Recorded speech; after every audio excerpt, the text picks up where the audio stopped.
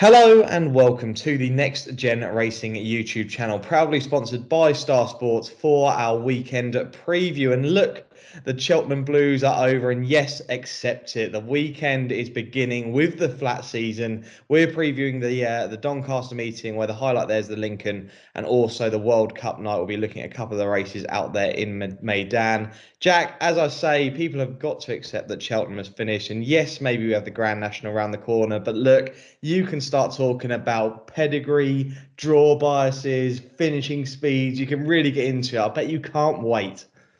Oh, music to my ears, Sam. Absolutely music to my ears. The Cheltenham Blues are definitely over. We've got a cracking card ahead at both Doncaster and Meydan as well. I mean, that Alcos sprint, we'll go into it in a second, but wow, what an absolute cracker it is. Yeah, of course, I'll be going easy the first weekend, the first couple of months of the flat season. You're kind of just edging yourself into it, especially from a punting perspective. So I'll be going easy on that front, but yeah, can't wait. Yeah, I think we mentioned that last season as well. Do gamble responsibly during this time, because you've got to wait and find out how these horses are after, they're all going to be coming out for their first runs. A lot of them are anyway. So, yes, do take it easy. But we'll kick things off at Doncaster with the 150. This is the Camage Trophy Stakes, a listed race over 6 furlongs. Star Sports prices will be correct at the time of filming, but Garris is 2-1. Diligent Harry is 5-2. Bielsa is 9-2. Mo Salita, Mondamage, and Volatile Artist, they're all 10s. And Just Another Bottle is your outsider at 20-1. Jack, I'll give you the honour of putting the first flat tip out there for the season. Go on. Oh, wow, how exciting this is, actually. On the first weekend, I managed to pick up, I think it was Royal Commando in this race at 16-1, which was the only winner of the weekend. So a race which I've got an okay history with. Look, Garris, I definitely respect him as such, but am I going to put up a 7-4 favourite on the first race of the flat season? Absolutely not. I mean, he defied a very long break at Wolverhampton last year to win.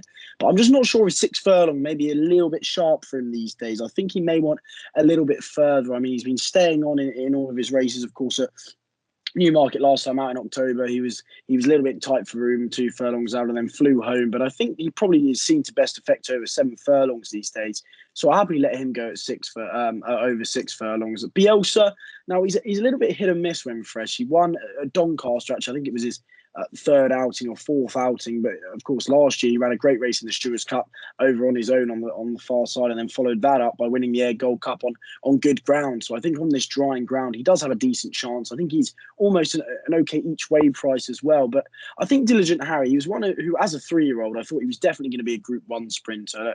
He was second to Rohan, of course, before he went on to win the Sandy Lane at Haydock on heavy ground, and then, of course, the Woking at Royal Ascot. But he failed to build on his early form. He was very keen. He never managed to settle, especially towards the end of the season. But he's defied a lengthy absence, of course. He was only a 3-year-old last year. So I don't think running fresh will be too much of a problem for him whatsoever. I think with this drying ground, if he's managed to mature as a 4-year-old, he settles early in his races, I think he could be a force to be reckoned with in the sprinting division this year. And hopefully he'll be able to throw down the gauntlet to Garris.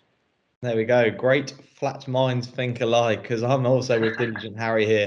There we go. I really, really like him. I do think that, like Jack says, look, we didn't actually see the horse as a 2-year-old, but the 3-year-old campaign, when this horse got his opening handicap mark, that was a mark of 90. He's improved £19 for that, and he's looking a really, really smart type, and I think he's only going to improve again this year. I think if we look at his career best, it's probably going to have to come from the Group 3 Hackwood Stakes, where he finished second to none other than Happy Romance, who then went on to be fourth in a Group 1 Sprint Cup at Haydock. So, look, I think that Diligent Harry, there's plenty more to come from him, and I would be very surprised if he doesn't get a Group Race trophy to his name this season. So, Jack and I both with Diligent Harry in the Camage Stakes. We jump straight into the 3 o'clock now. This is the Doncaster Mile, 1 mile listed race, and we only have the 4 runners here. Star Sports have it priced up like this. Chindit is your 8-11 favourite. Royal Champion is 3-1. Busala 4-1, and Tempest 16-1. Like I say, a 4-horse race. A little bit disappointing for a listed race at the start of the season, but it's a no-bet race for me. But if you had to pick one for myself, it'd be Chindit. Look, most people were tipping this horse up across the whole of last season, and probably banging their heads against the wall, because trying to get this horse to win was a right old struggle. But look, he has been mixing it with sort of Group 1 and even Group 2 company, and doing quite well within those remits. And I just think that, look, with a decent seasonal reappearance record, I think that Chindit probably is going to take the beating here. But 8-11, not a price that I'll be taking. Jack, same opinion for yourself? Oh, 100%. I think it's definitely a no-bet race. I know there was a lot of fancy prices about Chindit a week or so ago, but probably me, like many others, were lost in the Cheltenham hysteria. Didn't manage to get on them. So now at 8 to 11, I don't think he's really a price there. Of course, he should be winning this. He's got plenty of pounds in hand over Busala and Royal Champion, of course, Tempest as well. But I probably fancy Busala to get the better of Royal Champion, actually, thinking about it. Look, he's 5, but he's very unexposed. He was impressive when winning here in November on soft ground. He's a half sister to Mamora, who stayed a mile when winning a Group 3 over a mile. So I don't think the step up and trip should be an issue. I think good ground's going to be okay. He was just denied by Lord of the Lodge in December. Lord of the Lodge is now rated 108.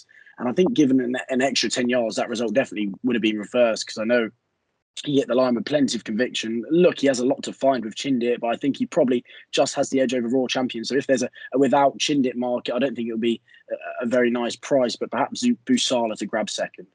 Yeah, potentially one for the without market there, or maybe even the forecast market with Chinda and Busala, but pretty much a no-bet race for myself and Jack. Now, the highlight on the card, this is the big one of the weekend, really gets things flying. This is the Lincoln, a Heritage Handicap over a mile. This race is at 3:35, and the prices currently look like this. Muchtaba is 7 to 2, Modern News 4 to 1, Salem is 5 to 1, Notre Belle Beat is 8 to 1, Darkness is 12 to 1. Amethyst and Brunch 14 to 1. Rogue Bear 18 to 1 and 20 to 1 bar these. Now, look, Jack, we often look at these handicaps and try and find a potential group horse in them, and this race definitely doesn't seem like no exception. Do you think one of these you've got, well, really you've got 3 at the top of the market here with sort of a 7 to 2, 4 to 1 and 5 to 1 shot? Do you think that potentially, we've got a group horse in here? Oh yeah, 100%. Look, I know you're going to be talking about your darkness propaganda tips up at 33 to 1 antipost. And I hope you have your day in the sun. And he's now sitting at whatever you said. He's quite a short price now, so hopefully you'll be able to have your day in the sun. I know a few people managed to get on after you tipped him up for the Lincoln, which was before the Cheltenham Festival. An absolute disgrace. But look, I completely get the angle. I just think the drying ground may be slightly going against him. And plus, I couldn't agree with you after you put him up at 33s, could I? That wouldn't be right at all. So there's definitely going to be a group performer smuggled into here. I was stung with it last year when I thought Brunch came there travelling with a winning run and Hakiki did him. This year, I'm probably not going to be stunned, because I do think that Mujtaba, I think he's been laid out for this. I mean, I know he's not a fancy price, but I think he's carrying a perfect amount of weight. He's got £5 being taken off in the saddle, and I think a mark of 98 is very generous. Now, he's been able to do it on soft ground, good to soft ground and good ground. And I mean, last time out, that performance over a mile, he completely dismissed Empire State of Mind, who's by no means a rubbish handicapper, carrying £8 more at Redcar. So I think he'll be able to continue his ascendancy here. He probably doesn't have the best draw in 2. He's probably going to have to make most of the running on that side. But nonetheless, I think he's still got a great chance. And then there probably is an each way play for me, just in case he is well handicapped, and that's United Front at 25 to 1. Now, he's a top performer on the all-weather. He's earned himself a rating of 105. He's rated £13 lower on the turf. He hasn't been able to do it on the turf, but he's only had 2 runs over a mile on turf, and he's so unexposed at a mile. I just think perhaps he'll be able to reignite a flame there. And if he is being able to take a step forward on the turf, I think a mark of what it is now, 92 and 25 to 1, could be a decent each way price. So I'll be taking him alongside Mujtaba. Yeah, Mustafa really is an interesting one. I know the Haggis stable think a hell of a lot about this horse. United Front is definitely interesting in here, but look, here we go. 2 weeks prior to Cheltenham, we had a gentleman called Dean comment on one of our videos asking for the Lincoln winner. So look, I gave him a horse, and I'm hoping that he got on at nice prices. But Darkness, I put up a 33 to 1. He's now 12 to 1 with Star Sports. And look, I really do feel he has a right chance in here. Yes, this favourite for Haggis may well be improving, and he may be a group horse. And yes, it will be nice to see potentially young apprentice Harry Davies get a big winner to kick things off for the season. But this horse, Darkness, could be really well handicapped. He's by Sayuni, so look, he could potentially be versatile on all ground. He probably won't want it on the firm side, but we're currently looking at good to soft. And look, I don't expect them to be racing on concrete come Saturday. His 2-year-old form was very, very good. I'm not going to talk about his 3-year-old form too much, but look, as a 2-year-old, he was only a length and a half behind Kipco Champion Stakes winner Seal Away, and look, he went on to be a listed winner straight after that. His last start for Jean-Claude Rouget, he was 6 for 6 by 5 lengths, but that again was in good company, where he was beaten by Paul Dessay de Poulin, fifth, Parchemin, who won that race. He did struggle last year. They kept trying him over a mile and a quarter. I think he is a miler. I think he's a good galloper, and he wants a good gallop over a mile. And I think the Lincoln, the way that race is often run, really will suit him. Listening to Jason Watson's comments, I think he completely agrees as well. But the best thing is he's drawn in 20. Now, when we actually put this horse up, I compared him to Bravery, who won the Lincoln back in 2017, a horse that David O'Mara purchased from Aidan O'Brien, a horse who was competing in listed and group company, but wasn't quite doing things. So David O'Mara took him and won the Lincoln straight away. I'm hoping the draw in 20 will bring good omens, and hopefully he can go and do it. He is 12 to 1. He's still a fair price. I still think he's a decent price. The fact it's been confirmed for this, I think Jason Watson's actually going to be in for a big season. Definitely a jockey to watch this season. If you want another, it would probably actually be David O'Mara's other runner, which is Hortazar, who's got a decent draw right in the middle of the draws there. So it could go either way, but I think he may bounce back to form. But O'Mara has a really, really good record in this race. You've got to remember that.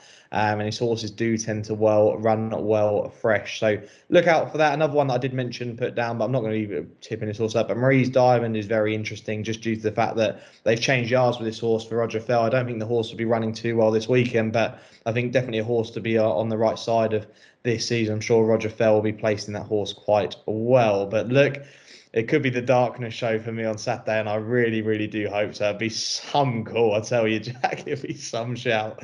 Goodness me, yeah, fair play. If you manage to do it, I'll be cheering him home. Don't worry about that. Oh, it will be really good. Right, let's get over into the sun. I don't really need to say sun because we've got plenty of it over here at the moment, but let's get over to Meydan for some Dubai action. We'll look at 2 races on the card there for World Cup night, but we will have a look at just some of the highlights on the card after we've previewed them. The first race we're going to look at is the 135. This is the Al Quoz Sprint, a 6 furlong Group 1 race. And Man of Promise is your 13 to 8 favourite in here. Creative Force is 5 to 1. Swayzer is 6 to 1. A Case of You 8. Casa Creed, Naval Crown, they're 9 to 1. Happy Romance, I mentioned earlier, that horse is 10 to 1.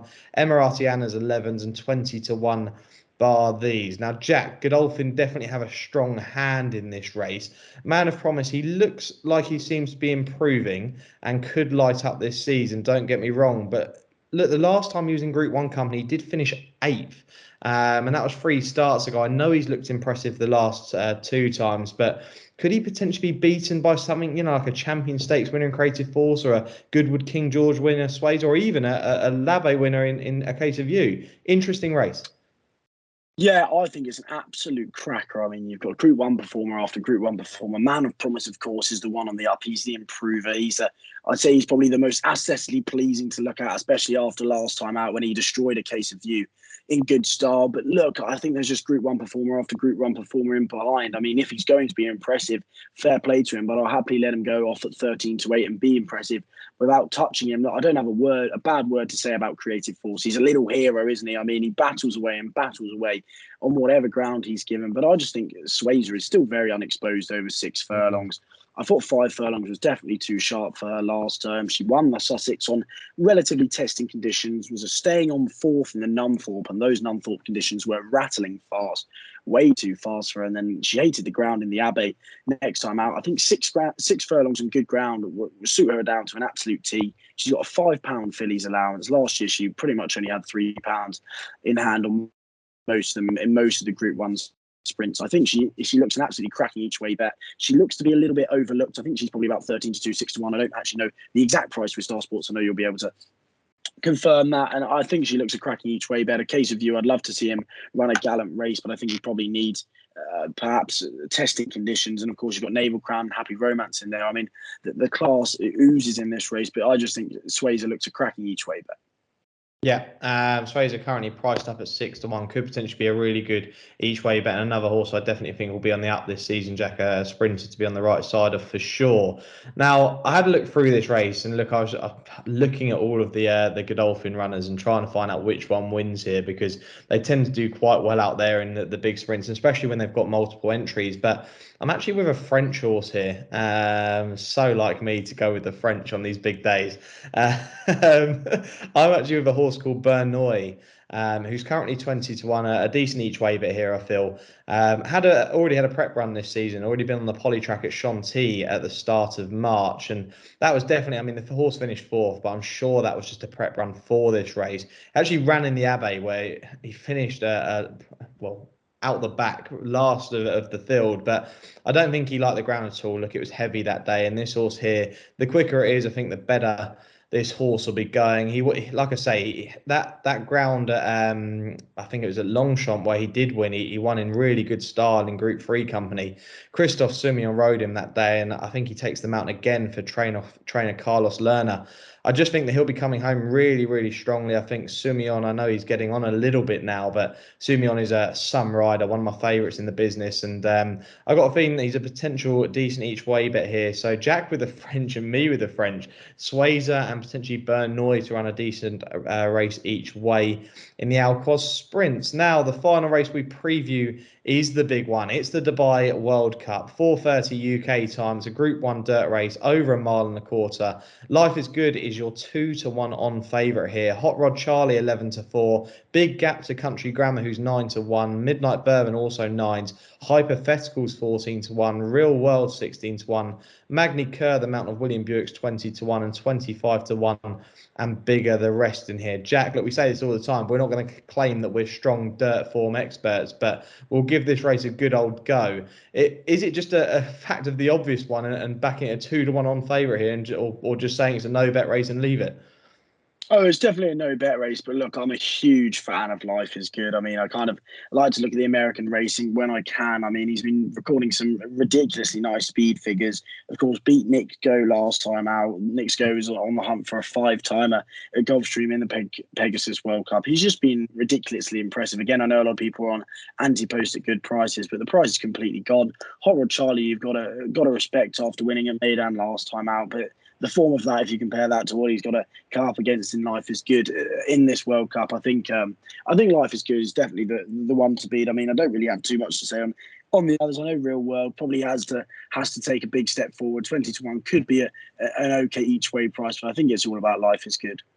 Yeah, no, look, I'm in complete agreement. I think I was looking through the race to see if there was an each way angle, and look, it's not a race that if I was to go each way that I'd be playing very big on. But I actually like the horse who it's going to be like the Emblem Road in the Saudi Cup, but a horse who's trained locally, and that's Hypothetical. Look, I think he'll run a big race. He looked superb the last day when he was stepped up to a mile and a quarter. So over this trip, Barcelona takes the ride, and again, we all know how much I love Barcelona, especially the way he lifted Sealaway home in the Champions Stakes last season. But like I say, he's not as big a price as Local Horse Emblem Road was in the Saudi Cup. But I think he'll put in a really decent display for a horse who loves the dirt and loves a trip around Meydan. So yeah, it'll be an interesting one. Jack and I both looking at Life is Good as the winner, but potentially Real World and Hypothetical to run some decent each way races. Now, Jack, it's a big night out there. I know we're probably not going to look at the whole card, but obviously Buick's probably going to have a decent amount of rides out there. And your Beer and Bonobo, Man have promised, even Magni Kerr, he's got some decent chances. What are some of the highlights out there? Oh, there is plenty of highlights, aren't there? I mean, the Shima Classic, I can't wait to see your beer out there. I think he did everything wrong that he could do on his 2 starts out in America before actually taking them both, especially Delmar in the Breeders' Cup. I thought that was extremely impressive. And of course, you've got Dubai Honor back as well after finishing second to Sealaway at Ascot. So I'm looking forward to seeing both of those as well. You've got the Dubai Turf. Lord North has, of course, been laid out for this after a long layoff. So it'll be interesting to see if he can bounce back in good style after not being beaten at Lingfield. But probably your Beer and Lord North are 2 that I'll be pinning my hopes on.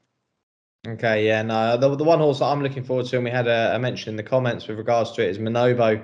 Again, another short price on the night in the Gold Cup out there, but I think this horse here is going to be the big challenger to the likes of Trushan and Stradivarius this season. I think like, a young horse, up and coming, a real decent stayer, and a very exciting horse for Appleby, who I don't really think is that known for stayers, to be honest. But I think this horse could be really exciting, and I'm looking forward to seeing what he can do out there. Remember that the Gold Cup winner last year actually came from, the Ascot Gold Cup winner won at Meydan last year. So do take note of that race. It can often be a decent cracker, especially looking at the English and Irish raiders in that to see what they do when they come back from Meydan. Now, let's go on to our naps and next best for the weekend. I'll kick things off with my next best.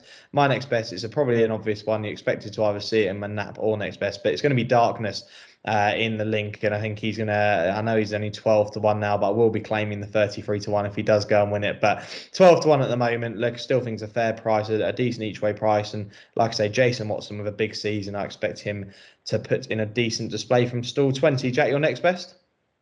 The next best is going to be your beer in the Shima Classic. I mean, of course, I was the one to pick him out in the Gordon Stakes when he seemed to get beaten. But look, after the Great Vulture and then both times in America, I think he's clearly on the up. And I think he's only going to give more as a 4-year-old. So hopefully William Buick will be able to get another one on the cards out in Meydan with your beer. Right, okay, and my nap is a Lincoln double, because I've had a bet in the Irish Lincolnshire, and that's where my nap comes from. The horse is Star of Cashel. Now, this horse was fourth in the race last year, didn't get his head in front at all last season, which probably isn't a great reason for putting up as a nap. But look, he's £5 lower than what he was last year in this race, and he's actually got a talented rider in Nathan Cross, who's taking an extra £3 off, which he didn't get last season either. He's in a decent draw. He's currently 16 to 1. I think he's far too overpriced, and I think he'll take some beating. So potentially a little each way double on the Lincolns, maybe a Star of Cashel and Darkness each way double potentially. That's my nap and next best. Jack, your nap?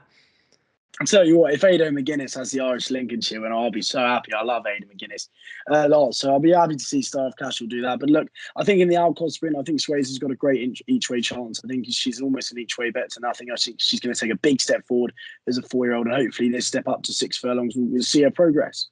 There we go. Hopefully a very good start to the flat season for myself and Jack. The tips are on screen now, our main selections for the weekend. So best of luck if you are having a bet this weekend. Jack and I are going to be back with you guys next weekend, where we will be going back for a little bit of National Hunt action, because we'll be previewing the Scottish National and the Scottish Champion Hurdle. But we will also have in the next couple of weeks our flat anti-post video. Now, this went down very, very well last season, very popular, and hopefully it does the same again. Jack and I will probably be looking at the classics and also probably giving 2 or 3 selections for other races later on down in the season. Look, it's not just Cheltenham that you can back anti-post. You can bet on the flat.